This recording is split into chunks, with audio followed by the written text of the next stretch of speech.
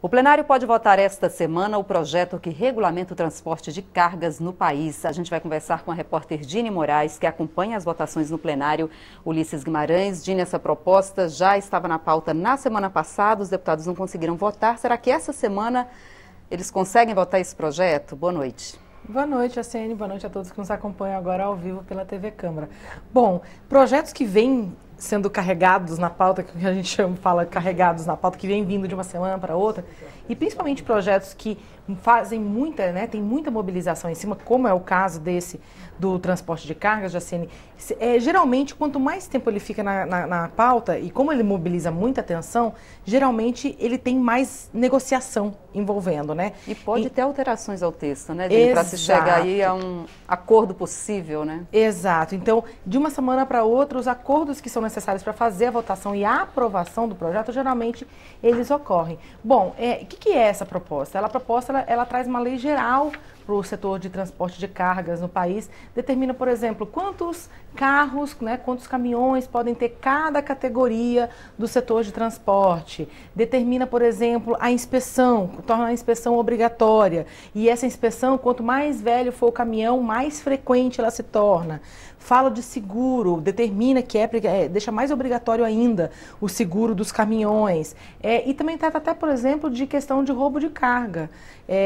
Aumenta a pena para quem cometeu o crime de roubo de carga de caminhões e também, inclusive, para quem recebe essas cargas. Esse aqui é um crime também que está se tornando cada vez mais comum, né? Então, enfim, os deputados estão discutindo e a ideia é, sim, que se tenha um consenso para votar essa semana. Vamos ver o que os deputados estão falando? Vamos lá. Muitos deles são penalizados com a perca da sua carteira de motorista, que é o ganha-pão deles. Hoje eles têm o mesmo tratamento que tem um motorista, que eu posso dizer assim, comum, que não é profissional. Então, se ele tem 20 pontos na carteira, ele perde a carteira dele e fica fora do mercado do trabalho, deixa de levar o alimento para sua família.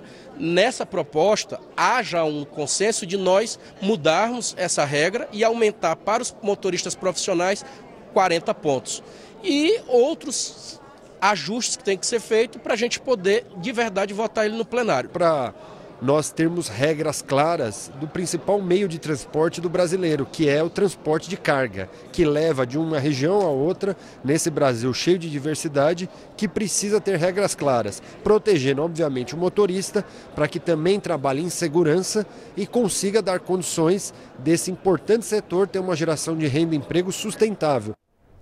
Jacene, só vou fazer duas observações a respeito dessas falas ali dos deputados. Essa questão da pontuação da Carteira Nacional de Trânsito, e já sim um acordo para se aumentar a pontuação para esses motoristas que são motoristas profissionais de caminhão. Agora, quanto à anistia das multas que os caminhoneiros levaram durante a paralisação, lembrando que aquela movimentação, a greve dos caminhoneiros começou lá em 21 de maio e alguns ficaram estacionados, então alguns levaram multas por causa disso.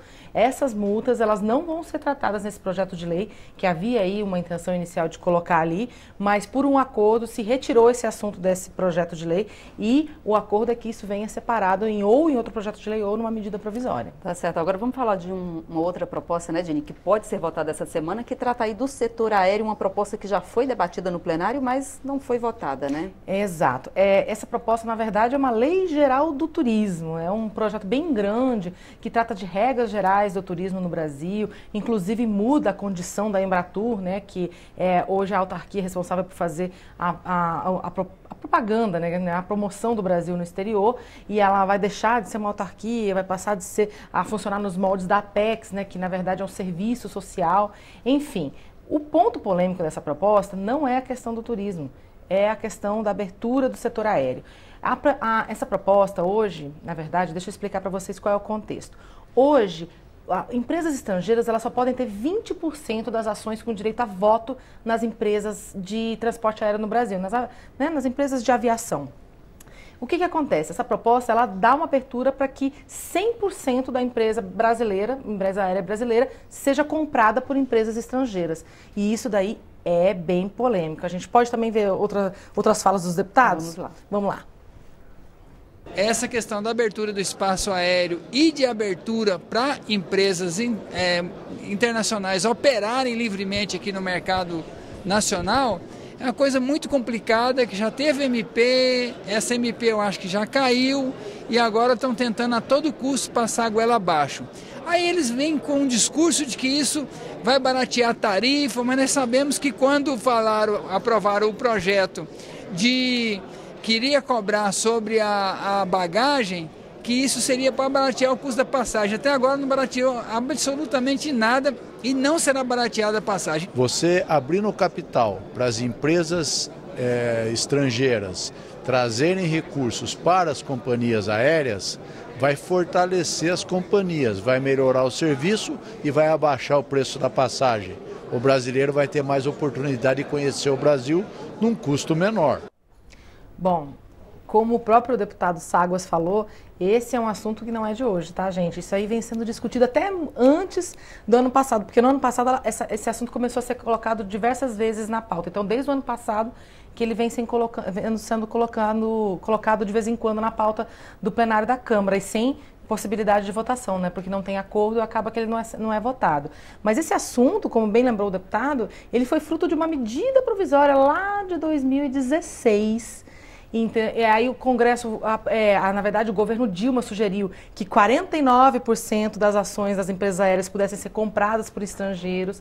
Aí o Congresso aumentou para 100%, liberou o setor aéreo total. Chegou na hora de sancionar, a presidente Dilma vetou isso daí e, enfim, acabou que ficou, a promessa o assunto foi que... voltou, né? Não, a promessa, inclusive, no veto foi essa, ó, nós vamos voltar esse assunto com projeto de lei e esse projeto que está sendo discutido agora aqui. Tá certo. Dini, agora a gente ainda tem mais 2 assuntos. A gente pode ter aí na pauta amanhã o projeto que trata aí da criação de municípios e ainda alguma coisa do cadastro positivo, né? O cadastro positivo eu vou começar pelo mais fácil. O cadastro positivo é aquele cadastro que vai registrar todo o histórico de pagamento e de crédito dos brasileiros. Ele já existe, tá, gente? Esse projeto ele quer mudar o cadastro positivo. Na verdade, uma coisa bem essencial. Hoje, o cadastro positivo, você pede para entrar nesse cadastro e, teoricamente, quem está ali naquele cadastro, tem direito a juros mais baixos.